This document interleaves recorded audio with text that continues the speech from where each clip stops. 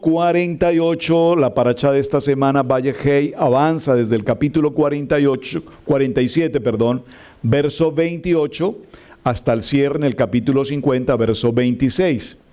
Luego tenemos en el Haftará el primer libro de Reyes, capítulo 2, verso 1 al 12, y luego en el Brit Hadach, en el libro de Hebreos, capítulo 11, versos 21 al 22.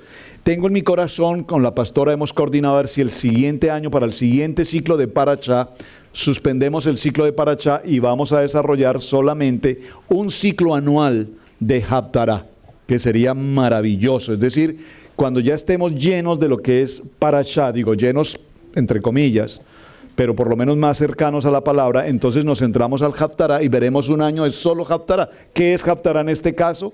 Pues vemos el caso del primer libro de Reyes, que lo voy a tratar muy brevemente, primer libro de Reyes en el capítulo 2. Entonces, ustedes recibieron en sus mensajes de Easy General la gematría de esta semana, ¿verdad? La coloqué, creo que esta mañana. En Face, bueno, yo la coloco en Easy General, Easy Cherryville, Easy Asheville, Easy Online. ¿Vieron lo interesante de la gematría? Si no la comprendieron, se las voy a tratar de explicar brevemente. La palabra Vayehei o Vayehi tiene 4 letras en hebreo, se escriben con 4 letras en hebreo. La primera letra es la Bat, que tiene un valor de 6. La segunda letra es la letra Yod, que vale 10. La tercera es la letra Het, que vale 8. Y la última es una Yod, que vale 10. Sumadas esas 4 letras, está en la pantalla, gracias, excelente. Viéndolas allí en la pantalla, observen, nos da un valor de 34. Gracias por esa ayuda, excelente. Nos da un valor de 34. Miren lo interesante de la palabra, 34. Entonces, 34 es el valor de la palabra y él vivió. 34. Ahora, la palabra top en hebreo es o significa bueno. La palabra top significa bueno. La palabra top, que tienen allí en pantalla, está compuesta por 3 letras. Por la letra tape, que vale 9, por la letra bat, que vale 6, y por la letra bet, que vale 2. Eso nos da un valor numérico de 17. ¿Lo ven? ¿Están ubicados? Suma 17. 2, 6, 9, 17. Ahora, si tomamos ese 17 y lo multiplicamos por 2, nos da 34. ¿Qué tiene que ver esto? Muy interesante. Cuando José nace y vive con Jacob, a los 17 años Jacob es raptado de la familia, ¿recuerdan? Es sacado de su familia, llevado hacia Egipto. Esos fueron los primeros 17 años de la vida de José viviendo con su padre Jacob. Eran años maravillosos, tanto para José como para Jacob. Jacob disfrutaba del hijo que amaba, el hijo de su amada esposa Raquel. José disfrutaba del estudio de la palabra, del estudio de la Torah con su padre, y era pues el niño, digamos, el niño consentido, ¿verdad? Viene la escena de la famosa túnica de colores que tiene que ver con el cierre del tema de hoy a propósito. Y después de que se conoce de la supuesta muerte de José, recordemos que Jacob entra en una profunda depresión, vamos a decir, en una pena moral absoluta. Sus días, sus años siguientes no fueron igual. Él pasó por una tremenda circunstancia de dolor por la pérdida de su hijo a quien tanto amaba. Hasta que viene el tiempo del reencuentro. Cuando se reencuentran, dice el texto bíblico que Jacob tenía, ¿cuántos años? Muy bien, a los 130 años viene Jacob a reencontrarse con su hijo José. Ahora, en la primera parte les coloqué en la primera frase, José vivió 17 años con Jacob siendo un niño. Ahora, Jacob viene a Egipto y Jacob va a vivir ahora 17 años con José en Egipto. Entonces, si sumamos los primeros 17 de su niñez y los segundos 17 de su edad adulta, ¿nos suma cuánto? 34. Entonces, 34 fueron los buenos años de la vida de Jacob. Fueron los años maravillosos de la vida de Jacob. Recuerden que aquí hay algo muy interesante.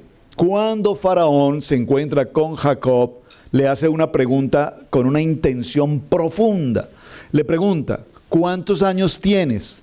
¿Por qué te ves tan viejo? ¿Por qué te ves tan añejo? Y él le da una respuesta que los rabinos cuestionan mucho él da una respuesta un poco, si puedo usar la expresión emocional, para no decir la palabra carnal, da una respuesta muy emocional y dice, mis años son pocos y malos. He tenido muchos problemas, estoy así viejo y desgastado porque han pasado muchas cosas en mi vida, traumas, tragedias, pruebas, circunstancias. Y en conclusión, allí menciona 30 palabras. Interesante, miren lo interesante de los números. Siguiente gráfica. ¿A qué edad muere Abraham? A los 175 años, ¿recuerdan? ¿A qué edad muere Isaac? A los 180 años.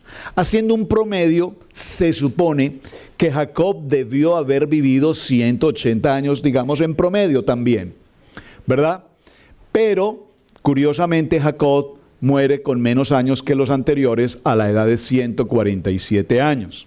Aquí hay algo interesante, solo hagan una matemática rápida, no la tengo en la gráfica, pero solo para que lo comenten. Son números interesantes solo para que los consideren. Si Jacob hubiese vivido según el propósito de Dios los 180 años, murió a los 147, ¿cuántos le faltaron para cumplir los 180? 33 años. Esos 33, dicen los estudiosos de estos temas, que fueron justamente el número de palabras que Jacob le pronunció al faraón, quejándose de por qué, a la pregunta, ¿por qué se ve tan viejo, tan desgastado? Y él pronunció 33, dije 30, ¿verdad? Pronunció 33 palabras. Entonces dicen los rabinos que por cada palabra de queja, el Eterno le quitó un año. Qué interesante. ¿Hicieron la matemática? ¿La captaron? ¿O no la captaron? ¿Lo repito? ¿Quieren que lo repita? Pero contéstenme para saber. ¿Quieren que repita esa matemática nuevamente? Se calcula que Jacob debió vivir 180 años. Vayan tomando nota. 180. ¿Cuántas palabras de queja dio? 33. Si a 180 le restas 33 palabras de queja, ¿cuánto te da? 147. Y a esa edad murió. Es decir, que por cada palabra quejambrosa que Jacob dio, el Eterno le quitó un año. ¿Lo captaron? Pero ahora usted va a decir, ay, ¿de dónde sale eso, pastor? Eso no me parece. No se preocupe si no le parece. Preocúpese por saber que cada vez que usted se queja delante del Eterno, el Señor le está cortando vida. ¿Alguien dijo un amén? ¿Lo captaron? ¿El mensaje cuál es? ¿Cómo es posible, hermanos, que nosotros en esta nación donde nos encontramos, con todas las pruebas y dificultades que tenemos, vivimos en mejor condición que muchas gentes? Por lo menos de nuestros países, o peor aún, vivimos en mejor condición que un promedio muy alto de ciudadanos americanos nacidos en esta tierra que hablan inglés. Qué cosa tan maravillosa, nacieron en esta tierra y hablan inglés, que tienen documentos, licencias, todo, y viven en una pobreza absoluta. Y si usted se queja por la condición en la que usted está hoy, tan bendecido como está, entonces el Eterno le estará quitando sus años. ¿Lo captaron? ¿Lo captaron? Bueno, eso en una matemática rápida y en una historia así muy ligera, solo para entrarnos a nuestro tema. Capítulo 47 dijimos. ¿Alguien se está quejando? Alguien se me quejó ayer. ¿Quién fue? Hermano Henry, por ahí se me quejó. Me dio 4 quejas. Y le dije, hermano, ya sabe, ojo porque son 4 añitos, hermano, que eso sirven. 4 añitos, o sea, no se queje. Si alguien se está quejando, dígale, I am so sorry. Un añito menos. Capítulo 47, verso 28. ¿Lo tienen? ¿Están ahí? Y vivió Jacob en la tierra de Egipto 17 años, ya lo mencionamos, y fueron los días de Jacob. Aquí la palabra los días de Jacob es interesante. ¿Fueron los días de Jacob cuánto? 147 años. En el original hebreo dice 747. ¿Dónde habíamos visto esa misma frase anteriormente? Con Sara, ¿recuerdan? Cuando la edad de Sara. ¿Por qué se menciona esto? En hebreo nos dice 747. Entonces, 7, 40 y 100. porque nos hace referencia como a etapas de la vida. Los primeros 7 años, la edad de un niño, ¿verdad? Luego los siguientes 40 años, la edad de la madurez, la edad de las pruebas, de muchas circunstancias. Y durante los siguientes 100 años, la edad del conocimiento, digamos, de la experiencia, de las canas, de las barbas blancas. Ese tiempo es interesante. Llegaron los días de Israel para morir. Observen que dice Israel y no Jacob. Y aquí viene un punto que quiero que mencionemos brevemente. Los rabinos nos enseñan lo siguiente. Les hago la pregunta, hermanos. ¿Murió Jacob, sí o no? Bueno, o durmió, como lo quiera llamar, pero murió. Los rabinos nos dicen que Jacob no murió. ¿Quién tiene la verdad? La palabra tiene la verdad, pero pregunto, según su estudio, su conocimiento de la palabra, ¿Jacob murió o no murió? Murió, bueno, lo vimos allí. Murió, lo embalsamaron, le hicieron un proceso funerario impresionante del nivel de un faraón con todo el protocolo. Si usted fue observador de la película que acabamos de ver, si usted observó, mire, le voy a dar un premio especial. ¿Por cortesía de quién? Por cortesía de Camilo, que está de Happy Birthday hoy, gracias. Si usted observó en la película hoy, notó que el féretro, el embalsamiento de Jacob, iba siendo transportado hacia la tierra de Israel. ¿Quiénes llevaban el féretro? ¿Quién? Los 12 hermanos. ¿Quién dice que los 12 hermanos? Porque si los contaron, yo conté 10. No habían 12. ¿Quiénes faltaron?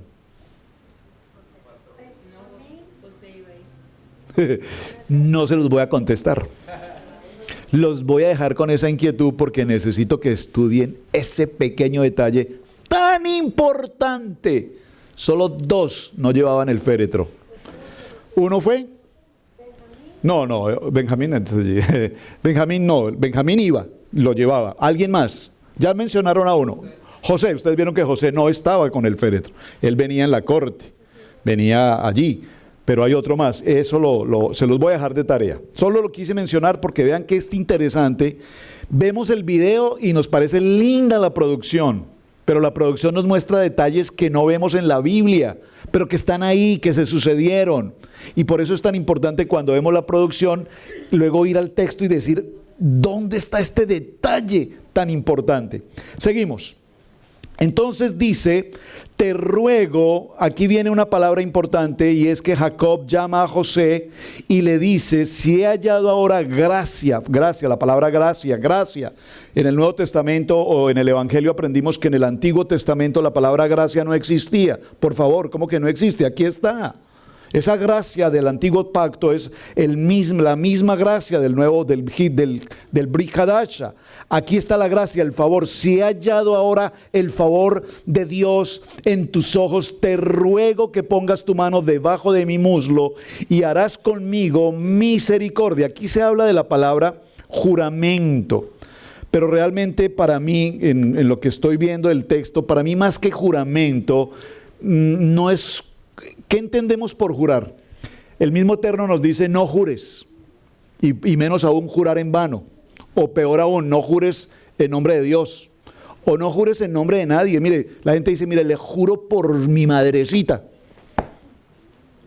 La gente lo dice así, ¿verdad? Mire, le juro por mi hijo, le juro por mi esposa. O sea, es como que usted lo que está queriendo decir es, le juro porque eso no vale la pena. Me he dicho, nada pierdo. ¿Me explico? Entonces, el Eterno, Jesús enseñó, no juréis, pero ahora aún no jures en vano. Pero aquí la palabra jurar, como se ha sido traducida, más que jurar es una palabra de, quiero tu palabra. ¿Me explico?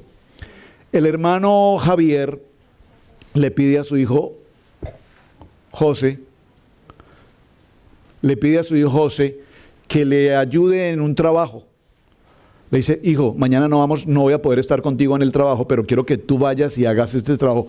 Júrame, José, júrame que vas a hacer ese trabajo. ¿Por qué tiene el papá que decirle a su hijo, júrame? ¿Es que acaso el papá no cree en su hijo? ¿Me están entendiendo el ejemplo? Si el hermano Javier, para mi ejemplo, cree en su hijo José, simplemente le dice, José, mañana no puedo estar en el trabajo, por favor ve y culminas ese trabajo. Claro, papá, no hay problema. Es su hijo, lo conoce, sabe quién es. Entonces la pregunta aquí es, ¿por qué razón José debe jurar ante Jacob que una vez Jacob muera lo va a llevar a Egipto? Y es una razón muy interesante, dígalo conmigo, es una razón de identidad. Jacob ha vivido 17 años en Egipto. Jacob ahora conoce muy bien al faraón, conoce la gente, la cultura, el sistema. Ahora Jacob conoce con mejor detenimiento a quién es verdaderamente su hijo José. Y Jacob llegó a una conclusión: definitivamente José, mi hijo, es como uno de ellos, es como un egipcio. Él ama y respeta profundamente al faraón. Es un hombre que cumple absolutamente con todos los protocolos de ser el virrey. Fue criado en mi tierra como un pueblo de Israel. Fue criado bajo la Torá, pero sin embargo yo veo a José cumpliendo con la Torá, pero también lo veo completamente ceñido a su responsabilidad como virrey. Ahora, Jacob tiene una circunstancia, va a morir, y cuando va a morir él no sabe si su hijo José realmente lo ama y lo valora tanto como su padre, denme la palabra, su padre, se me escapó la palabra, biológico, gracias, esa es la palabra. Jacob tiene una inquietud en su corazón y es saber si realmente José lo ama como su padre biológico o ama más al faraón como su padre adoptivo. ¿Me captaron esto? Miren, el padre adoptivo, tal vez usted nunca había visto esta escena, pero el faraón se convierte en el padre adoptivo de Jacob. Lo toma de la cárcel de una noche a otra, en un abrir y cerrar de ojos, lo saca de una condición de condenado, de expuesto a la muerte, de una condición de delincuencia, lo retira de allí, lo trae, lo escucha, le recibe la palabra y lo nombra inmediatamente como su sucesor, como virrey, le entrega el anillo, le da toda autoridad y le dice: absolutamente en todo Egipto serás la máxima autoridad, yo solamente estaré sobre ti. Y es decir, allí se da un proceso de adopción. Ahora, le entrega toda la autoridad y le entrega aún la esposa, establece una familia, lo establece, lo determina, lo ubica, le entrega una identidad que no es la identidad israelita, sino ahora una identidad completamente egipcia. Incluso le coloca un nuevo nombre, Panapsane. ¿De acuerdo? Y evidentemente el faraón está tan altamente agradecido con José, como lo vimos en la escena, pero ese agradecimiento es mutuo. También José agradece profundamente al faraón toda la confianza y el valor que le ha entregado. Entonces veámonos en una circunstancia. Bueno, no quería presentar todo esto, pero ya que me entré por allí, tengo que hacerlo. Escúchenme. Recuerden esta historia. Hay una pregunta interesante aquí. ¿Por qué razón José nunca buscó a su padre? Los primeros años, digamos, estuvo preso, pues no hubo forma. Pero cuando fue el virrey de Egipto, ni siquiera el virrey, prácticamente él era el faraón de Egipto, que tuvo toda la autoridad, hombres, disponibilidad, tiempo, carruajes, todo lo tenía. ¿Por qué José nunca buscó a su papá? ¿Quién me ayuda? ¿A quién se le ocurre una idea? ¿Por qué José nunca, si José amaba tanto a Jacob y fue su hijo especialmente consentido, por qué José nunca se ocupó de buscarlo? A ver, una respuesta. ¿Quién me ayuda? ¿Qué se les ocurre? ¿Él pensaría que estaba muerto? ¿José pensó que su padre estaba muerto? Bueno, si pensó eso, también debió corroborarlo, debía haber investigado. Mi padre vive. De hecho, es la primera pregunta que hace con sus hermanos cuando ellos vienen. ¿Y su padre vive aún? ¿De acuerdo? ¿No? Los sueños de José. Ya tenía Josué, de José, perdón. Dime. ¿Ya tenía qué, hermana? José ya tenía claridad de lo que Dios le había mostrado para la tierra de Egipto. Pero no en cuanto a la muerte de su padre. O sea, la pregunta es, ¿por qué José nunca buscó a su padre para saber si estaba vivo o para decirle en un tiempo, padre, ahora estoy con vida, soy el faraón en Egipto, tengo vida, estoy aquí, yo vivo? No, pasaron los años,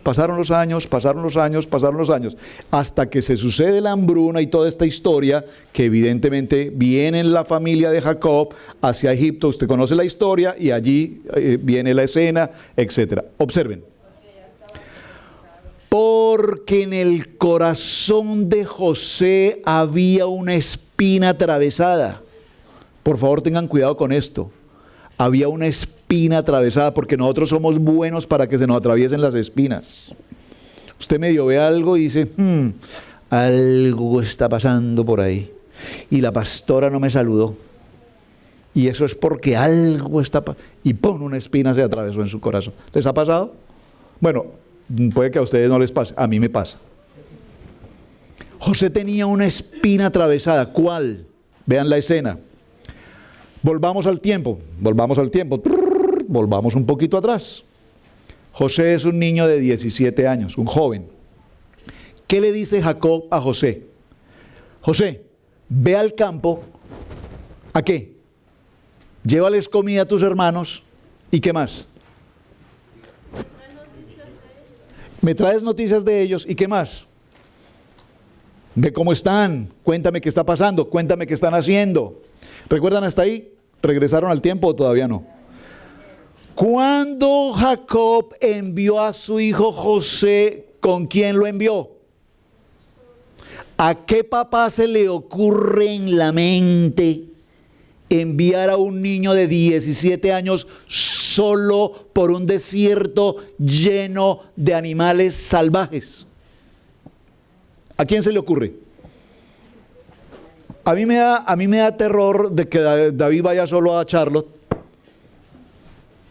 Y él maneja y se desenvuelve. Y me da, yo le digo, no, tranquilo, déjame, yo hago eso. A Jacob no tuvo problemas. Jacob le dijo, a 5 días de camino, día y noche por el desierto, vaya mijo. Que eso ningún tigre, ningún león, ningún elefante, ningún monstruo marino, nada le va a hacer nada. Ah, no, en monstruos marinos no, porque en el desierto no hay monstruos marinos. Corrección, editen ese pedacito. ¿Me están entendiendo? ¿Qué espina le quedó en el corazón a José? Cuando él llega a encontrarse con sus hermanos ahora, ahí viene el muchachito ese, el soñador, porque no le dicen ni el hermano ni a José. Ahí viene y lo toman y pretenden matarlo y finalmente lo colocan en un pozo y finalmente lo venden como esclavo. Usted imagina un momento la escena, ya que estamos viendo estas producciones, usted puede imaginar por un momento, y me gusta, quiero ser productor, qué bueno. Usted puede imaginar a José en un carruaje lleno de gentes, pagados como esclavos, en esa condición en la que él va, y él lo primero que está pensando es, ¿por qué mi papá Jacob me hizo esto? ¿Por qué mi papá coordinó con sus hijos matarme? ¿Por qué querían matarme? Si Jacob me mostraba que me amaba, me entregó una túnica de colores especialmente a mí.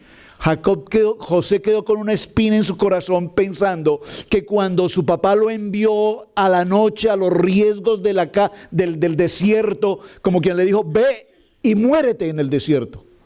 Dijo, ¿cómo es que mi papá me hace esto? Claro, ahora lo entiendo. Me mandó con mis hermanos porque mis hermanos me estaban esperando para matarme o meterme al foso y venderme como esclavo. Todo era una conspiración. Y durante todos estos años José ha vivido con esa espina en su corazón. ¿Lo captaron? Ven que cuando leemos los textos los pasamos muy por alto, pero cuando entramos a evaluar un poco la historia nos damos cuenta de cosas que no vemos. Ahora, Jacob tiene una inquietud en su corazón. ¿Cuál? Si yo muero hoy, ¿será que mi hijo José ama más al faraón como padre adoptivo o me amará más a mí como su padre biológico? Entonces por eso le dice, prométeme, repito, más que jurar, prométeme hijo, prométeme, quiero tu palabra, diga conmigo, la palabra. Cuando yo le doy la palabra a alguien, yo no necesito jurarle a este hermano para decirle, hermano, le juro que yo voy a hacer lo que sea por usted. Digo, hermano, cuente conmigo, es suficiente. Nosotros la solucionamos de una manera más fácil. Estoy orando por usted, hermano. Pero, hermano, es que la situación es muy difícil. Sí, estoy orando por usted. Pero si le puede ayudar a aliviar la carga, es mejor ayudarle a aliviar la carga que muchas oraciones, porque todos oramos por todos. Amén. ¿Me están entendiendo esto? Ahora, le dice, quiero escuchar de tu voz, hijo, que cuando yo muera, me vas a llevar a la tierra que el Eterno nos entregó. Y ahí viene esta historia que usted ya conoce, y la vimos, repito, en la escena, y él se compromete y le dice aquí mismo, harás conmigo misericordia y emet. Dígalo conmigo, Geser y bondad. Esas dos palabras las hemos visto, perdón, dije algo equivocado. Corríjanme, por favor. Dije dos palabras en español y tengo que darlas en el hebreo. Misericordia o bondad es una misma palabra y verdad es emet. Dígalo conmigo. Geser y emet. Repítalo en español. Bondad y verdad. ¿Quién es bondad y quién es verdad?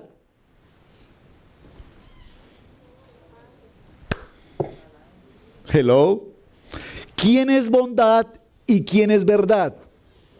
Yo soy el camino, la verdad y la vida. ¿Quién? Yeshua. Entonces le dice, mira José, yo quiero que tengas conmigo Geser, bondad, y quiero que tengas verdad en lo que me estás diciendo. ¿Qué significa la palabra bondad?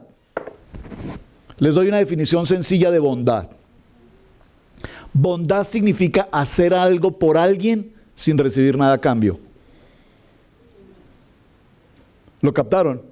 Cuando yo doy algo a alguien o hago algo por alguien sin que yo esté esperando que ese alguien me corresponda, entonces estoy ejerciendo Geser, estoy ejerciendo bondad.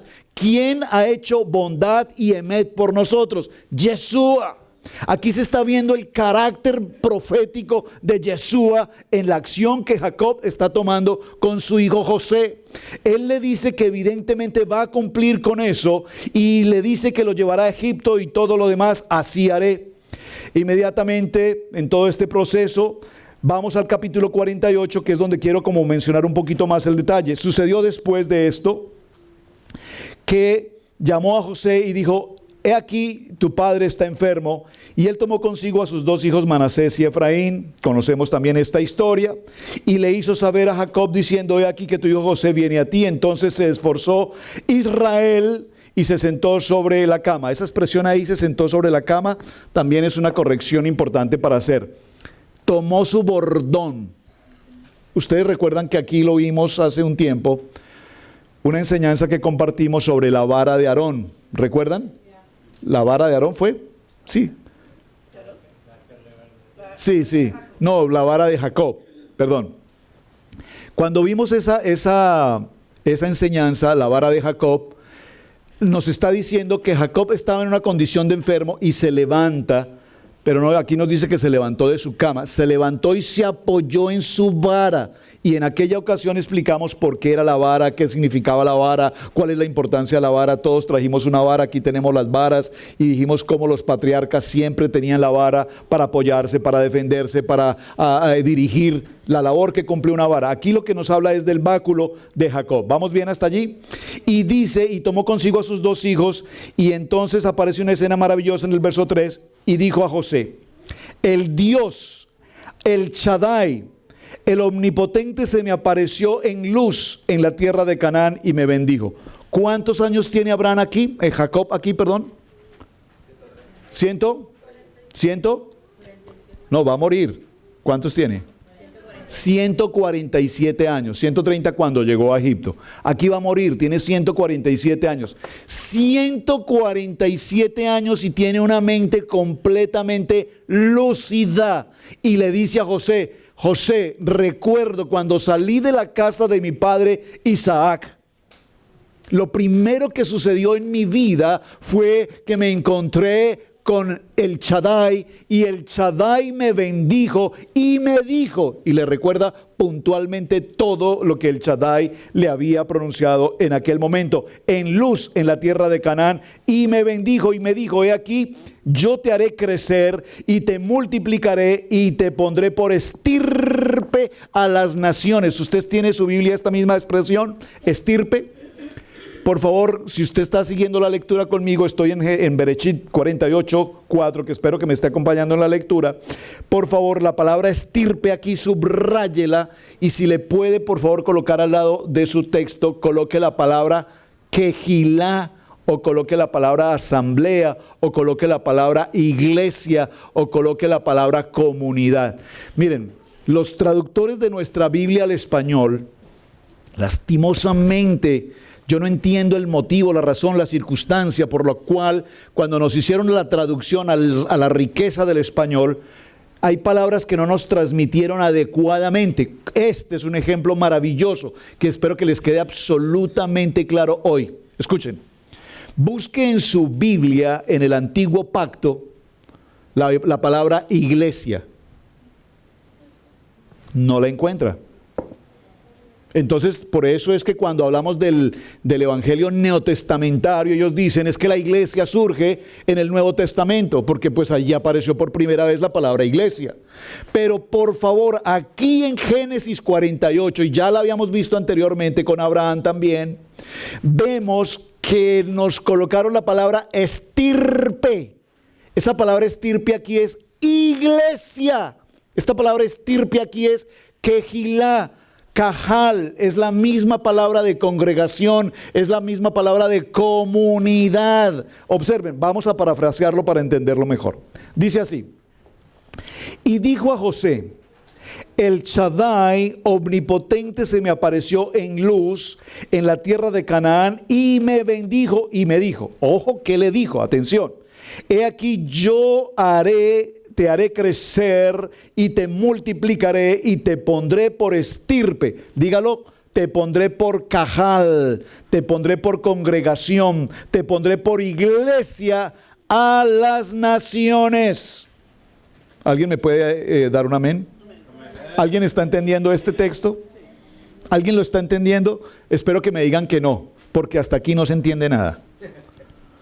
Hasta aquí no se entiende. Aquí está sucediendo un fenómeno sobrenaturalmente importante. Y sé que el tiempo no me va a dar para todo lo que quiero enseñar, pero voy a llevarlos un poco más adelante. Escúchame.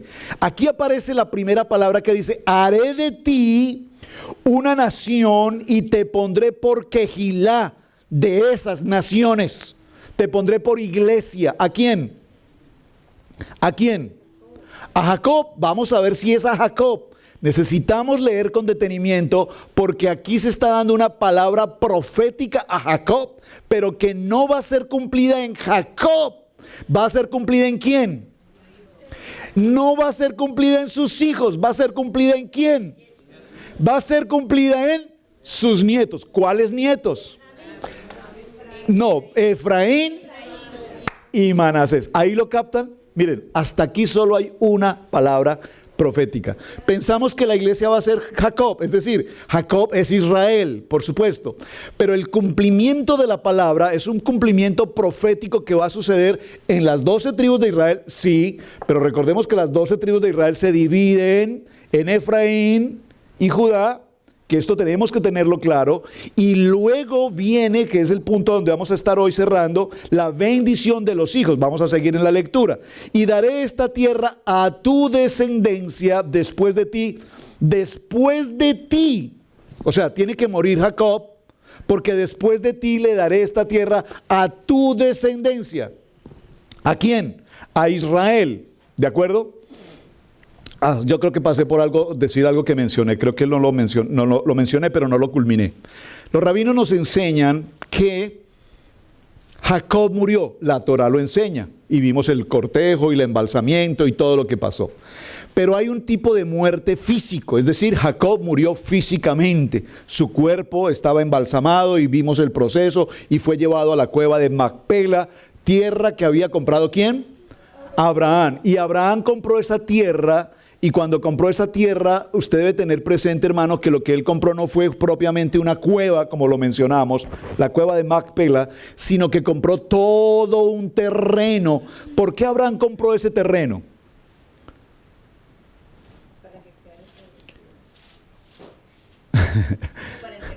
Bueno, para enterrar en primer lugar ¿a quién? A Sara, su esposa, que acaba de morir. Pero ¿por qué?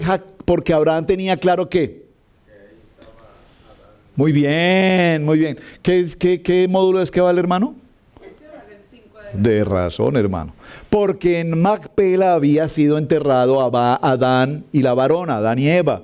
Él conoce esta historia, él sabe esto, él compra ese lugar porque él considera que en ese lugar van a ser enterrados ¿quiénes? Los patriarcas. En conclusión, ¿quiénes quedan enterrados allí? Adán y la varona, Abraham, Sara, Isaac, Rebeca, Jacob y Lea. Raquel no. ¿Por qué Raquel no? Porque Raquel murió en el camino. Ese es otro punto interesante. Uy, me fui por otro lado. Escúchenme, para ver si vuelvo a conectar. Jacob tenía otro dolor en su corazón. ¿Cuándo muere Raquel, José estaba presente? No. No. Entonces, ahora José le pregunta, papi, ¿y qué pasó con mami? Y le dice, murió. En el nacimiento de Benjamín murió.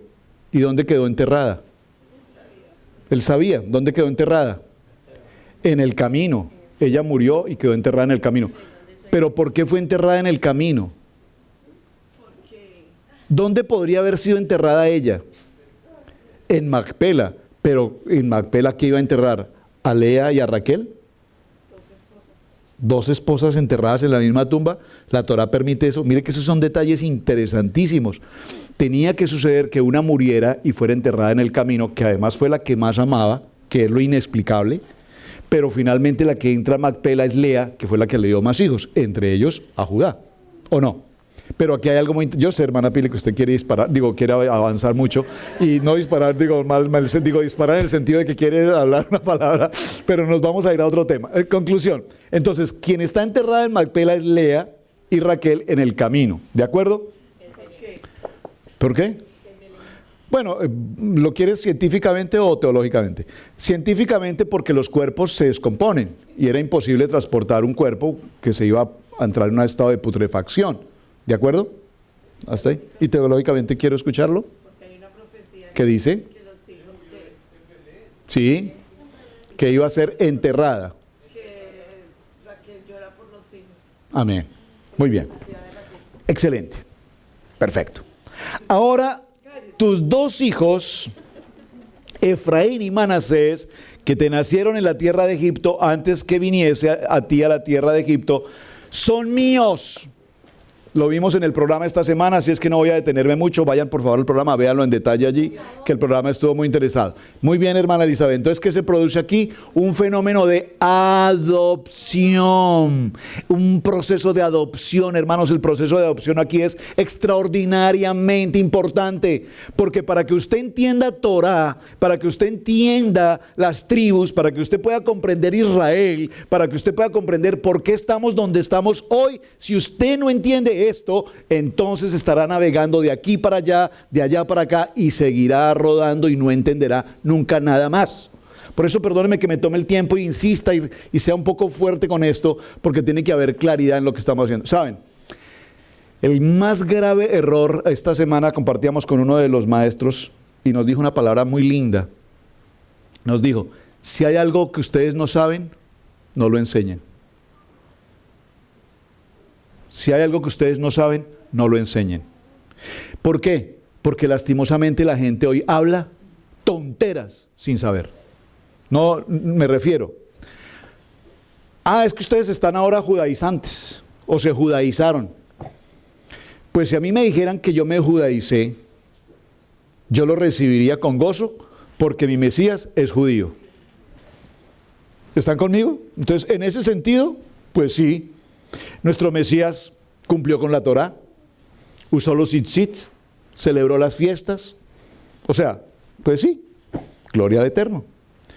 Pero cuando la gente habla de esa palabra judaizarse sin entender qué son las tribus de Israel, sin entender que son las 10 de la casa de Efraín, sin entender que son las 2 que quedaron permanentes, sin entender que las 10 tribus de Israel, de Efraín, que es lo que vamos a ver en este momento, fueron llevadas a Siria, y por más de 200 años en Asiria pasaron por toda la asimilación posible, se mezclaron y se mezclaron y se mezclaron y se mezclaron y se fueron a las naciones y se esparcieron por las naciones y perdieron la Torá y perdieron al Eterno y perdieron la dirección, y ahí estamos nosotros en esa condición.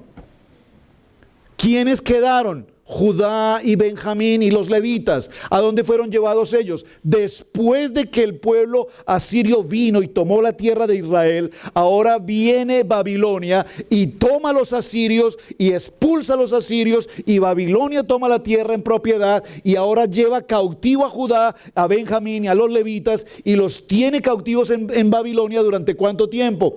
Durante 70 años. Pero con la condición o con el privilegio de que al pueblo de Judá, a la tribu de Judá, se le permitió conservar la Torá, se le permitió conservar el idioma y se le permitió conservar su cultura. Por eso la Torá hasta nuestros días, hasta el día de hoy, fue guardada, conservada y está viva gracias a que el pueblo de Judá, la tribu de Judá, no fue llevada a Siria, sino fue llevada a Babilonia después de los 200 años que las tribus de Efraín se perdieron en Asiria. ¿Captaron un poquito eso? Si ese pedacito lo tenemos claro, la mente se nos va a empezar a arreglar y vamos a entender por dónde es que estamos caminando. Eso está pasando aquí en Jacob. Observen, entonces dice: ahora tus hijos son míos. ¿Quiénes son estos hijos? Manasés el mayor y Efraín el menor. Ahora son míos. Hay una adopción, y cuando se produce esta adopción, ahora estos hijos adquieren derechos legales, y puedo decir los constitucionales, del reino como hijos de Jacob. Por lo tanto, ahora forman o pasan a ser parte de las tribus de Israel. ¿Hasta ahí vamos bien? Entonces dice: y los que después de ellos, si José llegase a engendrar más hijos después de estos dos, pues ellos van a ser de José, o se van a incorporar a Efraín, o se van a incorporar a Manasés, pero ya no van a ser más tribus, ellos se van a repartir según el asunto allí. Avancemos un poquito. Bueno, usted conoce la historia. Miren, estuve buscando, Camilo, por favor, si lo puedes ayudar, y se los enviamos a los hermanos. Estuve buscando una predicación que dimos hace aproximadamente unos, yo no sé, 8 o 10 años, 7 años. Hermano Beni, yo creo que se acuerda. En ese tiempo dimos una enseñanza, muy buena enseñanza, que la dio el pastor Roberto Alfaro. Muy buena enseñanza, que se llamó La bendición de las manos cruzadas. ¿Quién la recuerda? Si alguien recuerda esa enseñanza, recuérdenmela, porque yo no me acuerdo. La estuve buscando esta mañana, 5 de la mañana busqué esa enseñanza y no la encontré en la página de internet nuestra, pero ahí está, véala. Esa enseñanza de la bendición de las manos cruzadas es extraordinaria y es muy importante que la tengamos presente. Ahora, aquí vemos que Jacob toma a estos hijos, los adopta, les da el derecho, los toma, los adopta, repito, y viene el proceso en el que José se incomoda, se molesta y les dice: pero papá, un momentico, ¿cómo es que me vas a bendecir primero al menor y al primogénito? No, así no es, papá. Acuérdate que primero la mano derecha es para el mayor, la mano izquierda es para el menor, y tú me cambiaste las manos. Y le dijo: sí, José, yo sé, así, yo sé lo que estoy haciendo, no te preocupes. Y aquí viene el punto a donde estamos hoy. Vamos a cerrar aquí. Wow, qué pena, no pude avanzar. Dios mío. Y los tomó José a ambos, a Efraín a la derecha y a la izquierda de Israel, y Manasés a su izquierda, a la derecha de Israel, y los acercó. Entonces Israel extendió su mano derecha y la puso sobre la mano de Efraín. Ya lo vimos, Manasés era el primogénito, y bendijo a José diciendo: el Dios en cuya presencia anduvieron mis padres Abraham y Isaac, y el Dios que me mantiene desde que yo soy hasta este día. Uy, qué linda palabra acá, escúchenme. Bendijo a los hijos y le dio la bendición principal, si puedo usar esa palabra, ¿a quién? A Efraín. ¿Pero qué dijo de Efraín? Me pasé esa parte. Y los ojos de Israel estaban agravados por la vejez, que no podía ver, los hizo pues acercarse. Y dijo Israel a José, no pensaba ver tu rostro, me fui. ¿Dónde está la bendición de Efraín?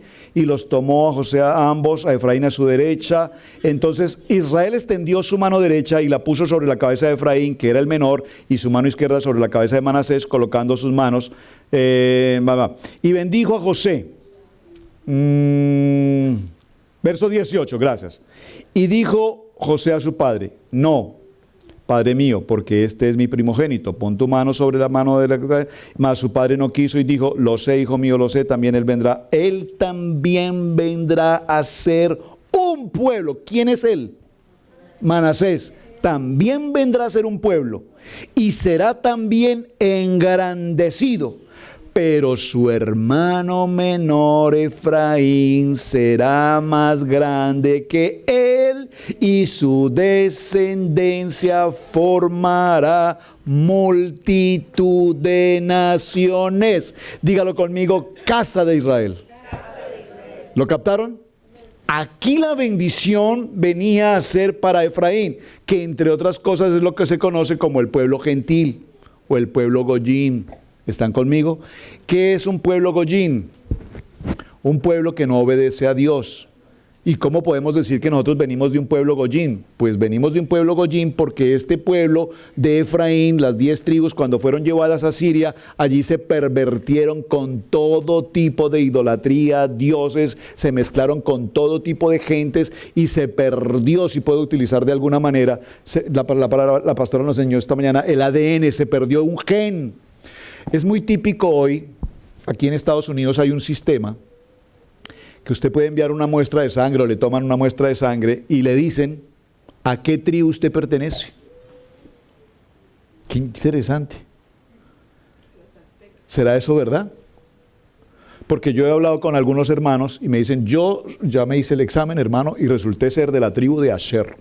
Y yo soy de la tribu de Leví, y yo soy de la tribu de Judá, y yo soy, ¿verdad? Yo no sé cómo pueden lograr eso, hermanos, les voy a ser sinceros, porque cuando estas 10 tribus fueron enviadas a Siria, eso ahí fue fatal, fue terrible lo que sucedió allí. Entonces, hoy yo no sé aquí usted a qué tribu pertenece. ¿A qué tribu pertenece? ¿Alguno de ustedes sabe a qué tribu pertenece? El hermano Benjamín puede ser la tribu de Leví, es un levita, creo, que tiene el don del levita. ¿Quién más? ¿Alguien dijo por ahí? ¿Inca? No. ¿Azteca? No. ¿Piel roja? Tampoco. No, las tribus de Israel. ¿Alguna de las 10, 12 tribus de Israel pertenecemos nosotros? Claro está, no en este momento a la tribu de Judá. No pertenecemos a la tribu de Judá, pero sí pertenecemos a cualquiera de las demás tribus, ¿de acuerdo? Bueno, no voy a poder entrar a todo el tema porque se nos pasó el tiempo, pero por favor les voy a dejar un texto bíblico que quiero que sí lo busquen ustedes en casa y perdónenme que no puedo avanzar. Vayan al primer libro de Reyes en el capítulo 11, verso 29, lo vimos hace unos días también, cuando se rompe la capa en 12 pedazos, ¿recuerdan? 10 tribus, 10 pedazos para 10 tribus y 2 pedazos para David con las 2 tribus de más. Luego vaya a primer libro de Reyes en el capítulo 12, verso 12, allí estudie todo lo que son la que va a ser la casa de Israel, la casa de David, Efraín al norte, Judá y Benjamín al sur, cómo se separan, cómo se dividen. Segundo libro de Reyes en el capítulo 17 y del verso 13 en adelante, nos va a hablar sobre lo que significaron esos 200 años del pueblo de Efraín en Asiria y todo lo que está pasando hasta ese tiempo. Por favor, si pueden hacerlo, les recomiendo, vayan a ese texto, estudienlo. Dígame, hermana Elizabeth.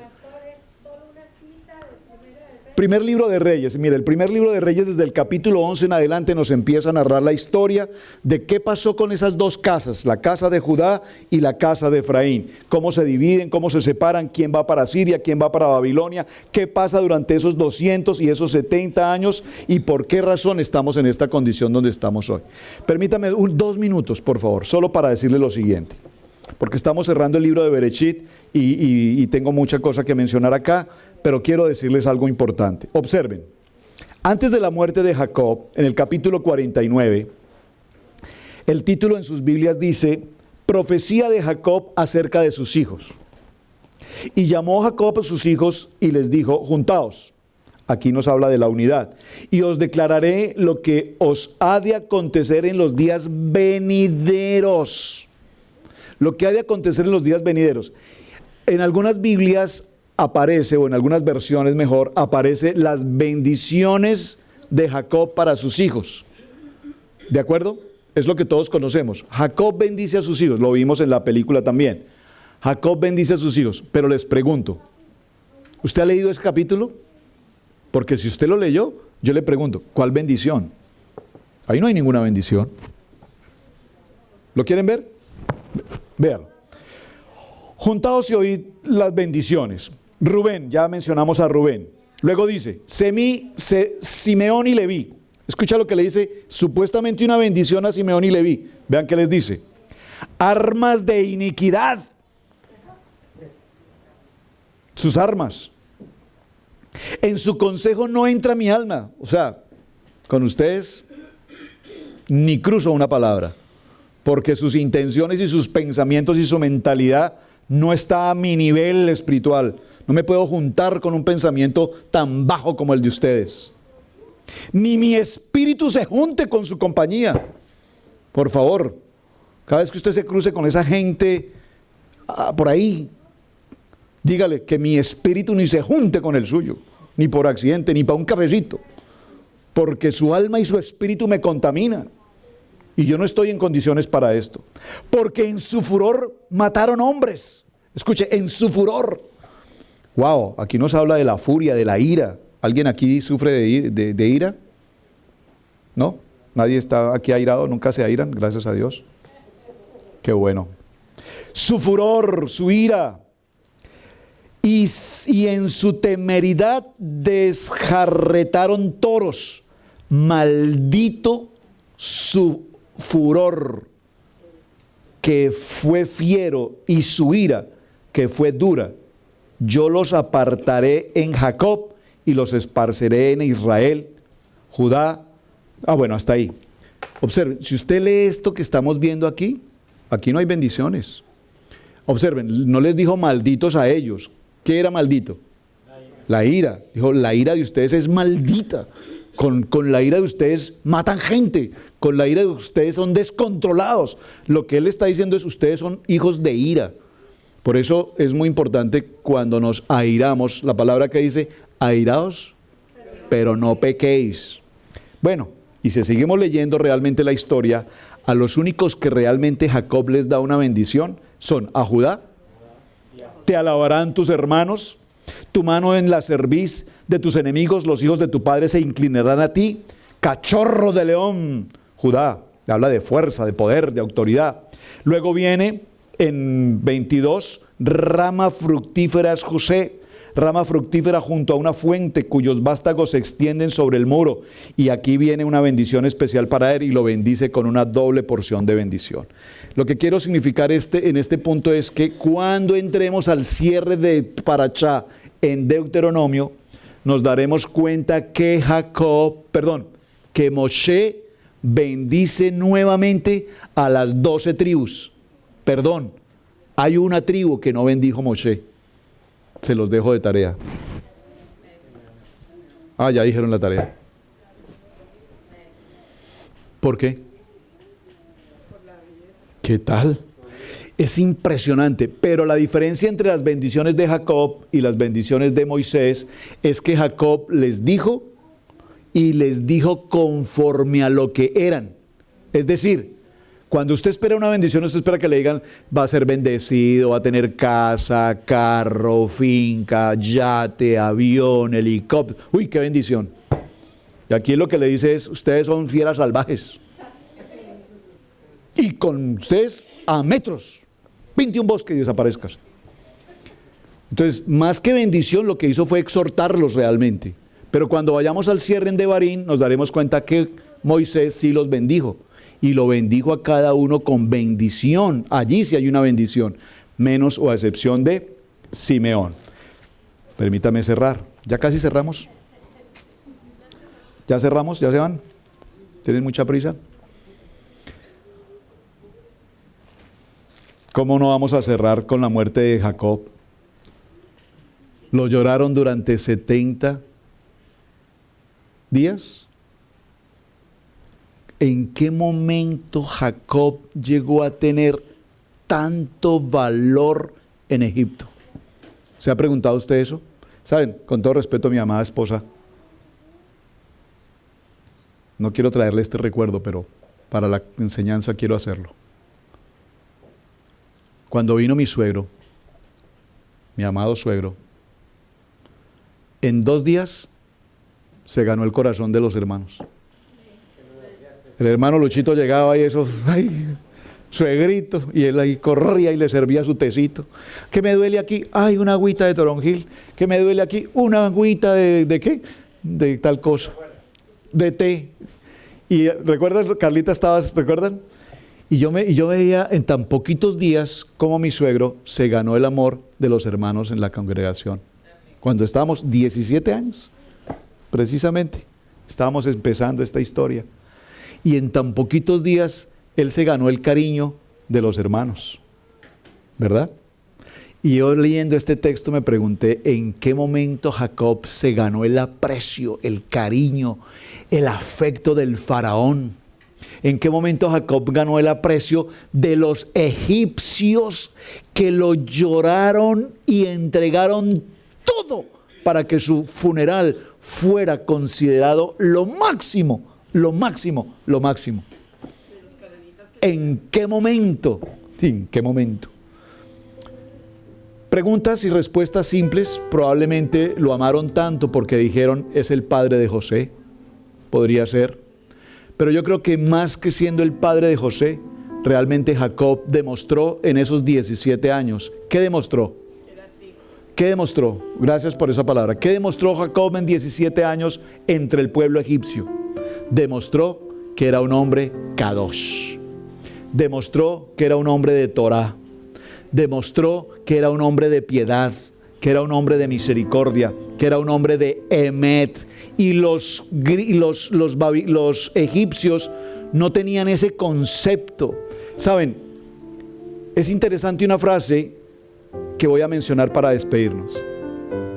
El faraón le dice a José, ve y entierra a tu padre porque él te juramentó de que así lo hicieras.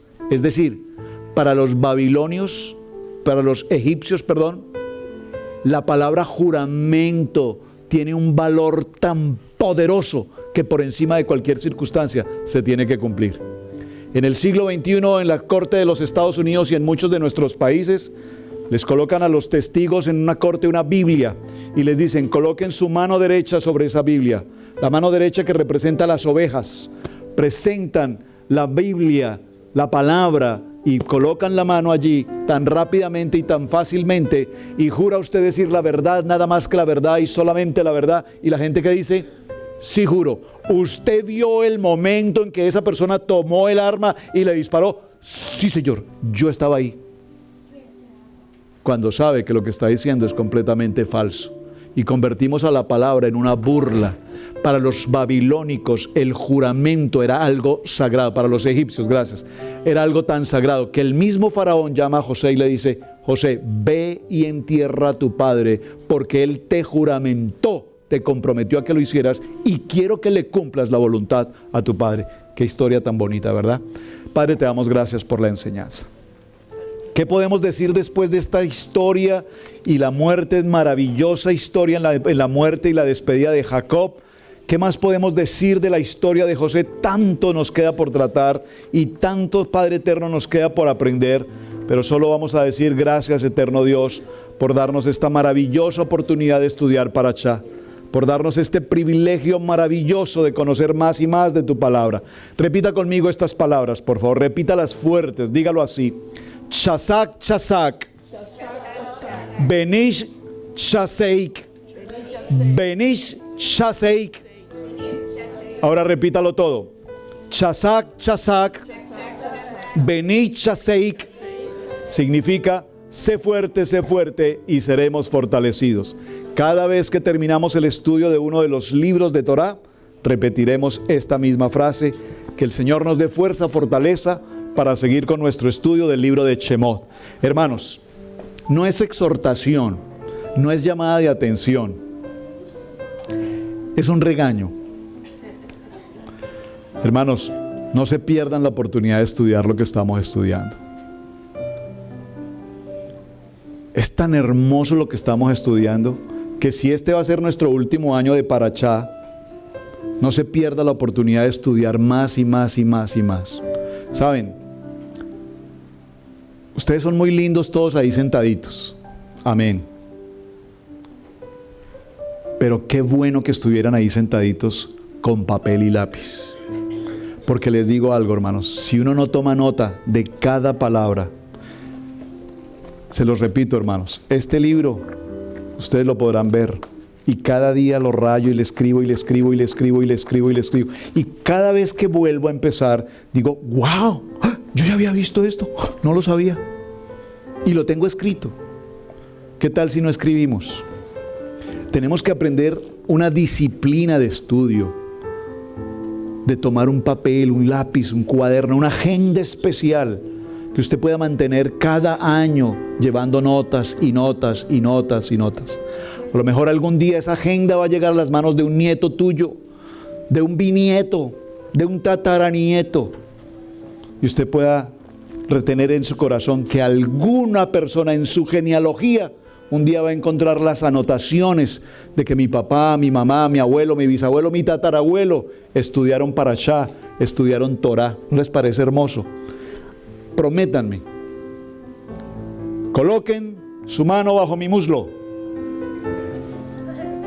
dijo Jacob, y prométanme que para Shemot, que empezamos el próximo Shabbat, traen agenda, lápiz, borrador y empiecen a escribir.